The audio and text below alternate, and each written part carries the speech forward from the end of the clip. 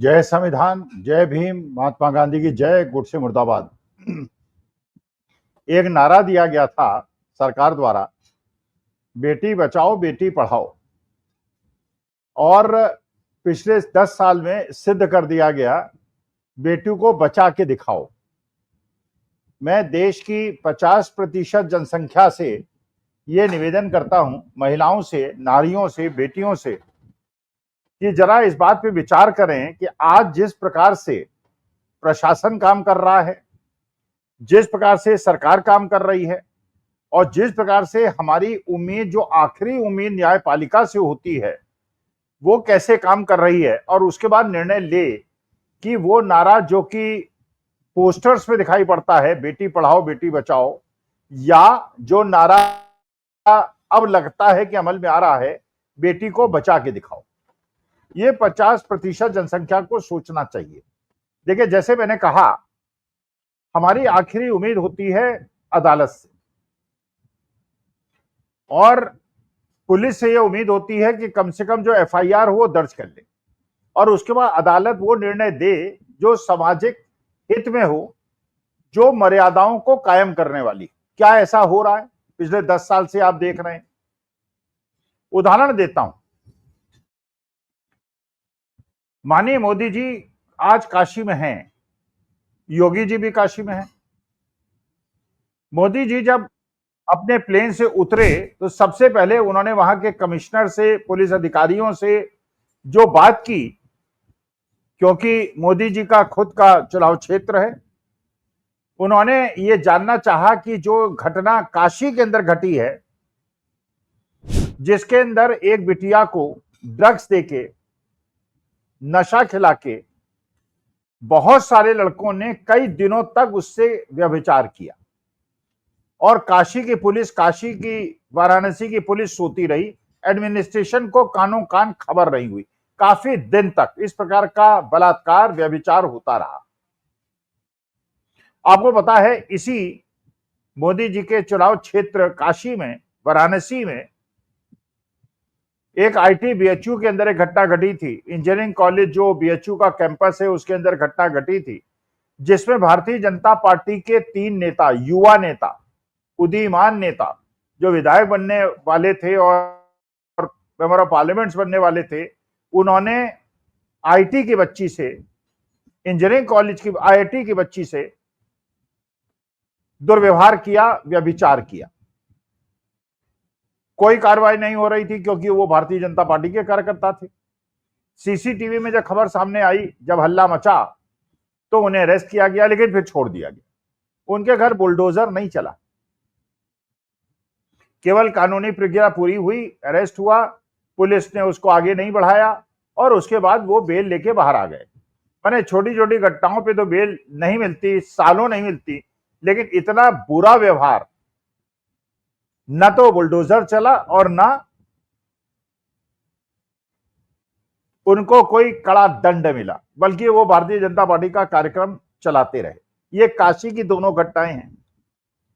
मोदी जी का एयरपोर्ट के अंदर ये प्रश्न पूछना और अधिकारियों से सीधे बात करना, जबकि पुलिस स्टेट का विषय है, राज्य का विषय है, तो क्या मोदी जी योगी आदित्यनाथ के प्रशासन पे, शासन पे, डबल इंजन की सरकार पे, एक इंजन पे सीधा प्रश्न चिन्ह उठा रहे हैं कि प्रशासन इतना फेल हो गया है कि काशी में, वाराणसी में जो ये 2 घटनाएं घटी, इसको न तो वो उसका संज्ञान ले पाया, ना उसको पता चला, और ना घरों में बुलडोजर दोषियों के चला, और वो सीना तान के आज भी कार्यकर्ताओं की तरह काम कर रहे हैं। बहन मायावती जी 4 बार की मुख्यमंत्री रही उत्तर प्रदेश की, दलितों की बहुत बड़ी नेता। आज उनकी हालत बना दी है भारतीय जनता पार्टी ने कि उनके ही एक एक्स विधायक के बेटे से बहन जी की भतीजी की शादी हुई।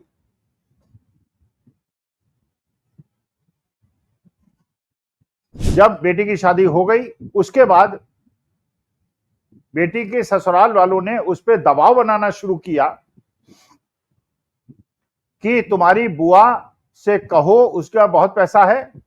ये बहुजन समाज पार्टी के नेता हैं जो ये कह रहे हैं और ये दबाव डाल रहे हैं, उसके पास बहुत पैसा है और हमें 45 लाख रुपए दें और एक फ्लैट दें इंदिरा नगर के अंदर, गाजियाबाद के अंदर।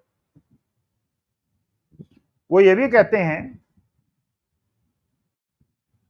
कि अब तुम्हारी बुआ के पास कोई ताकत नहीं बची है, राजनीति में अब उनका भविष्य खत्म हो चुका है और अब वो कुछ नहीं कर पाएंगी, जो कह रहे हैं उसको मान जाओ। और ये बहन जी की सगी भतीजी से बहुजन समाज पार्टी के नेता कह रहे हैं। बेटी पुलिस थाने जाती है, पुलिस थाने जाके एफआईआर लिखाने की कोशिश करती है, क्योंकि उस जनपद के बड़े नेता हैं बहुजन समाज पार्टी के, जिनका बेटा है, जिनके साथ इनकी शादी हुई थी, एफआईआर लिखने से इनकार कर देते हैं। और बेटी ये बताती है, मतलब कितनी विभत्स बात है, कि वो लड़का जिससे उसकी शादी, बहन मायावती के भतीजी से जिसकी शादी कराई गई, वो शादी के पहले ही ड्रग्स पे था, स्टेरॉइड्स पे था और नपुंसक था। जब ये बात, और ये लड़की बताती है कि ये उसके परिवार वालों को पता था। जब ये लड़के वालों से उसने कहा, बताया, तो उन्होंने कहा कि अगर तुम बच्चा चाहती हो तो जेठ से संबंध बनाओ, तब तो तुम्हें बच्चा मिलेगा।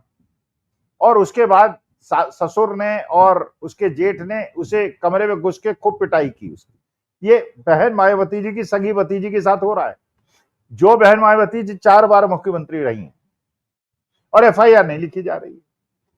अरे बहन जी, आप भारतीय जनता पार्टी का इतनी मदद करती हैं, इतना समर्थन करती हैं, समाजवादी पार्टी को इलेक्शन हराती है, भारतीय जनता पार्टी को जिताती हैं, और आपकी सगी भतीजी के साथ दुर्व्यवहार हो रहा है और पुलिस एफआईआर नहीं लिख रही है। जब आपकी भतीजी की एफआईआर नहीं लिख रही है तो सामान्य जन और सामान्य दलित जन और सामान्य जनता की एफआईआर क्या लिखेगी?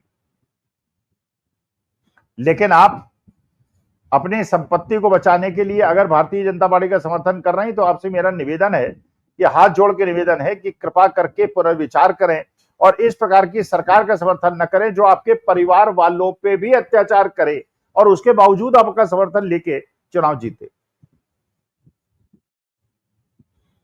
एक कोर्ट का निर्णय हुआ था, आपको पता ही है, कि अगर एक लड़का एक लड़की को घसीटता है, जनता के बीच में से एकांत अकेले स्थान पे ले जाना चाहता है, उसके वक्षस्थल को छूता है, उसके नाड़े को खींचता है, तो ये अटेम्प्ट टू रेप नहीं है।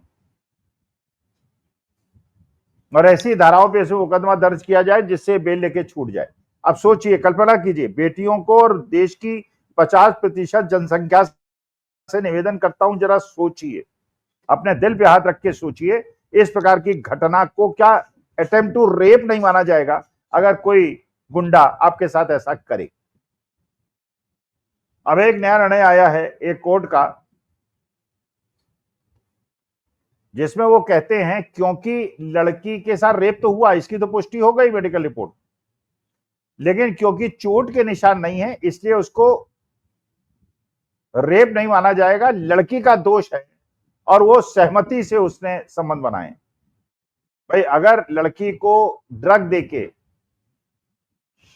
शराब पिला के या बेहोश करके रेप किया जाए तो जज साहब, मेरा आपसे निवेदन है, इसको रेप नहीं माना जाएगा। चोट लगना आवश्यक है। आपको पता है जो निर्भया कांड हुआ था आज से 12-13 साल पहले दिल्ली के अंदर, बस के अंदर एक बेटी के साथ व्यभिचार हुआ था। कांग्रेस के जमाने में मोमबत्तियां लगी थी, लाखों की भीड़ सड़कों पे उतरी थी, सरकार को बदनाम किया गया था। उसमें आसाराम जी जो जेल के अंदर हैं और रेप के आरोप में हैं, उन्होंने कहा था कि जिस बेटी के साथ हुआ, अगर वो रेपिस्ट को भैया कह के कह देती कि भैया छोड़ दो मुझे, तो शायद वो छोड़ देता। और खुद छोटी छोटी बच्चियों के साथ व्यभिचार करने वाला आदमी जेल के अंदर है। जब राक्षस दिमाग में आता है, भूत चढ़ता है और विभीषण से नहीं, दुर्योधन से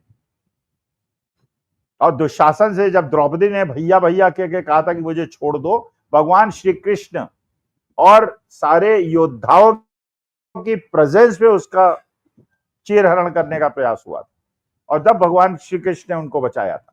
अगर भगवान श्री कृष्ण कहते बेटी पढ़ाओ और बेटी बचाओ, उनकी बात हम मान लेते, लेकिन आज जिस प्रकार से न्यायालय के निर्णय आ रहे हैं, तो भगवान ना करे किसी बेटी के साथ ऐसा हो, बहू बेटी के साथ ऐसा हो, लेकिन जिस प्रकार के निर्णय आ रहे हैं, इसका माने वो सत्ता आ गई है जिसमें खुलेआम व्यभिचार होगा, गुंडागर्दी होगी, घरों के अंदर घुसा जाएगा और उसके बाद कोर्ट दोषियों को छोड़ देगा। जरा गंभीरता से विचार कीजिए जो मैं निवेदन आपसे कर रहा हूं, और विशेष तौर पर बहु बेटियों से निवेदन कर रहा हूं। जरा कल्पना कीजिए ऐसी घटनाएं घटें और आपको न पुलिस न्याय दे और न न्यायपालिका न्याय दे, तो फिर देश की स्थिति के बारे में आपकी टिप्पणी क्या होगी। नमस्कार, धन्यवाद और प्रणाम।